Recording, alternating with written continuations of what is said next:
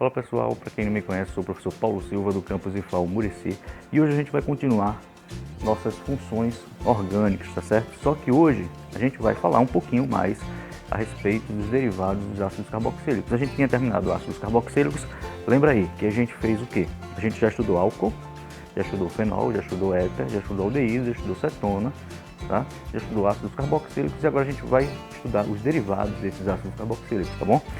E esses derivados, pessoal, são basicamente 4, beleza? São éster, sal orgânico, os anidridos orgânicos e os cloretos orgânicos, tá certo? Desses aqui, os mais importantes são esses dois aqui, que são os ésteres, tá? Os ésteres e o sal orgânico. Beleza, galera? Então se liga aí, esse éster é bastante utilizado no nosso dia a dia, a gente vai dar uma explicaçãozinha das aplicações desses ésteres aí. Mas, professor, como identificar os ésteres? Como identificar o sal orgânico? Vamos lá, vamos ver quais são as principais características desses dois derivados dos ácidos carboxílicos. Vem comigo. Vamos lá. Primeiramente, pessoal, o éster, ele é caracterizado por essa função aqui, ó. Tá certo?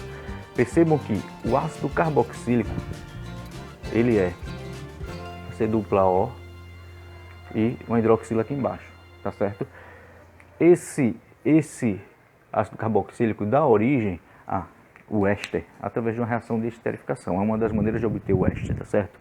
Então, se vocês perceberem, é através dessa substituição da hidroxila, tá? Por esse radical aqui, por esse grupo aqui, tá certo? Um grupo chamado de alcoxila, né? Lembrando o álcool. Tranquilo? E geralmente, né, ele é obtido por reação de esterificação, que nada mais é do que uma reação de um ácido carboxílico com um álcool. Beleza? Então, mas professor, se realmente identificamos o éster, certo? O éster está aqui, é uma carbonila com um grupo alcóxilo, né? Só trocando o H por outro grupo, certo? Bem dizer é isso. Você perde o hidrogênio, né, e ganha um grupo cadeia carbônica. Bem dizer isso, mas vamos lá.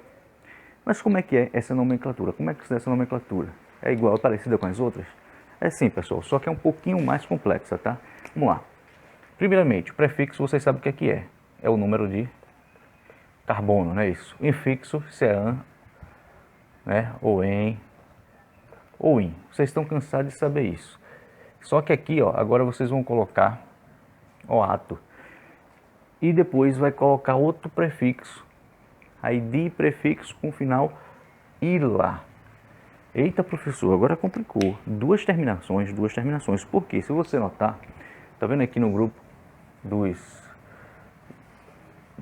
no éster, tem uma cadeia carbônica, R', e aqui R, duas linhas. São duas cadeias carbônicas, onde a primeira, né, a principal, vamos dizer assim, que vai vir antes, primeiro nome, primeiro prefixo, vai ser a que tem o grupo carbonila, C+O, beleza? Então essa aqui é que daria esse prefixo aqui, certo? Prefixo, infixo e o ato. Esse prefixo aqui seria esse R2, tá certo? Então tem que se ligar nisso aqui. Esse aqui seria o R1 e esse aqui seria o prefixo do R2, beleza? Eita, professor, complicou. Vamos na prática que a gente entende melhor. Realmente, vamos lá. Tá vendo esse exemplo aqui? Se você perceber, esse exemplo tem 2 carbonos, certo? 2 carbonos. Aqui, cadeia principal, primeira cadeia, certo? E aqui está um grupo MET, tá certo? Então, como é que a gente fazia? Vamos lá, vamos seguir a regra. Prefixo, número de carbonos, tem 2, então é et. Só tenho ligações simples, então, meu infixo é an. E agora eu tenho que colocar o etanoato, né? O ato no final. Então fica etanoato de... Aí vem prefixo dessa cadeia aqui agora, tá? Prefixo dessa cadeia vai ser o que? Met. Só que no final eu tenho que colocar ila. Então, não fica nenhum bicho de 7 cabeças, tá certo? Vai ficar etanoato de metila. Tranquilo? Não tem muita coisa não. Se você está na dúvida ainda, vamos fazer outro. Tá aqui outro exemplo. Vamos ver o nomezinho desse camarada. Primeiramente, está aqui o primeiro grupo, vamos dizer que esse aqui é o R1 e esse aqui vai ser meu R2, beleza? Então, primeiramente, o que é que a gente tem que fazer? Qual é o prefixo dessa cadeia aqui? Então, 1, 2, 3, 4, 4 é boot. Boot, só tenho ligações simples, então, terminação da primeira parte de éster seria o ato. Então, por enquanto está butanoato de etila. Aqui no final tem que botar ila e aqui a outra parte só tenho 2 carbonos. Então, butanoato de metila. E assim vai, pessoal. Às vezes a gente vai encontrar alguns grupos um pouco diferentes, um pouco grande, mas às vezes esse próprio grupo tem nome próprio, como tertibutila, tebutila, né, isopropil, e aí você já consegue colocar aqui isopropila, né, butanoato de butila, etc. Dependendo do grupo que tiver aqui, vai mudar esse nome, tá certo? E às vezes tem uns que tem até nome próprio, mas aqui já é o suficiente para você tanto identificar quando vem um nome, uma nomenclatura, e você saber que é um éster através da terminação, tá? Através da terminação, você já sabe que é um éster, e também você poder montar uma molécula a partir disso, beleza? A gente vai montar aqui daqui a pouco um exercício básico para vocês conseguirem montar, beleza? Então, a gente só vai abordar éster, tá? Dos derivados e sal orgânico. O sal orgânico, pessoal, tem essa forma aqui, ó, beleza? Ligado a um metal. Isso aqui é um metal. Nesse caso, metal sódio. É isso, nesse caso aqui, metal sódio. Então, como é que a gente faria a nomenclatura desse camarada aqui? É bem parecido com a primeira parte do éster, certo? Como é que você faria nessa primeira parte se fosse um éster? Tem dois carbonos, então seria etanoato, assim como a gente fez aqui, ó, etanoato de, aí você põe o nome do metal, certo? Nesse caso aqui ficaria etanoato de sódio. Poderia ser etanoato de cálcio, poderia ser etanoato de magnésio, poderia. Se ele tivesse ligado aqui, certo? Ele vai se ligar aqui no lugar do hidrogênio, né? O hidrogênio sai e dá espaço para um metal, porque quando ele sai, isso aqui fica negativo, oxigênio, tá? E geralmente, né? Geralmente não, os metais são positivos, e aí forma uma ligação iônica aqui entre metal e oxigênio. Tranquilo? Tranquilo, pessoal. Isso aqui é fácil demais, tá? Então fica etanoato de sódio. Se fosse magnésio, etanoato de magnésio. Se fosse alumínio, etanoato de alumínio. Se fosse ferro, etanoato de ferro. Ah, mas se tivesse mais aqui, tivesse mais, prop, but, pent, ex. Se tivesse ramificação vem antes, tá?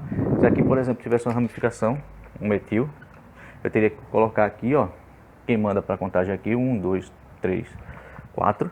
Então seria 3 de metil, butanoato de etila. A gente vai fazer alguns exemplos aqui e vocês vão gravar mais essas particularidades dos éster, tá certo? Aqui, para qualquer dúvida, eu fiz aqui um exemplo, tá? Para a gente, a partir da nomenclatura, montar a estrutura química, tá? A molécula, a forma estrutural da molécula, beleza? Vamos lá, rapidinho. Pronto, primeiramente, a informação que você tem que ter é o tamanho da cadeia, não é isso? Hexanoato, então eu já sei que eu tenho 6 carbonos, tá? 6 carbonos, 1, 2, 3, 4, 5, 6, eu sei que é um final ato, eu sei que é um éster, beleza? Eu sei que é um éster, então aqui eu posso aqui embaixo já botar o isopropil. Qual é o isopropil? O isopropil é esse camarada aí, esse grupo aqui, beleza? E aí eu venho aqui para as ramificações. Eu sei que começando a contar daqui, carbono 1, carbono 2. Carbono 2 eu tenho um etil, tá vendo aqui? Um etil. Um etil no carbono 3, 1, 2, 3, lembrando que sempre conta a partir da carbonila, né? Carboxila. Vamos lá, um metil. E agora eu só completo os hidrogênios, só para não ter problema nenhum em relação à quantidade de ligações. Tá? Aí tudo completo, essa seria a minha molécula. Se vocês ainda não entenderam, tá aqui, ó, 2 metil, carbono 1, 2, 3, 4, 5, 6. Tá aqui o carbono 2, eu tenho um etil. Carbono 3, eu tenho um metil. Ah, professor, é porque veio o etil antes. O senhor botou por causa do número, não, por causa da ordem alfabética, beleza? Por causa da ordem alfabética. Hexa no ato. 1, 2, 3, 4, 5, 6 carbonos. 6 carbonos. Então, hexa. O ato, finalização da primeira parte aqui. A gente chamou de R1, se lembra? Vamos dizer assim, né? R1. Essa primeira parte aqui dá a molécula de éster, e aqui a segunda que é iso, isso aqui é chamado de isopropil, um radical isopropil. Como eu tenho que colocar ila no final do éster, então fica isopropila. Simples assim, galera, simples assim, não tem erro, tá certo?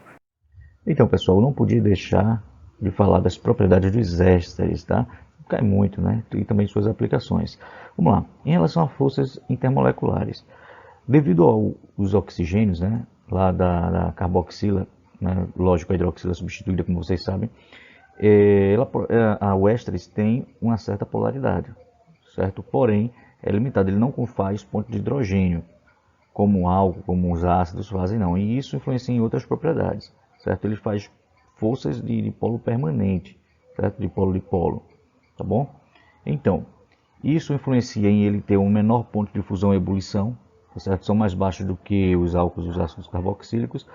Seu estado de agregação também vai depender da quantidade de átomos de carbono que está nessa estrutura. Ou seja, quando ele tem uma massa molar baixa, ele pode ser líquidos, e aí conforme for aumentando, passa a ser oleosos e até sólidos, tá certo? Sua densidade, isso também vai depender da cadeia. Quando eles têm ésteres menores, tá? Ele vai ter uma densidade menor que a água, mas ésteres maiores vai ter uma densidade um pouquinho maior. E outra coisa é a solubilidade, também tem a ver com a cadeia. Por quê? Quanto menor a cadeia, maior a polaridade dos ésteres. Então ele vai poder ser solubilizado em água, né? A água não é polar, ela vai tender a interagir com substâncias polares.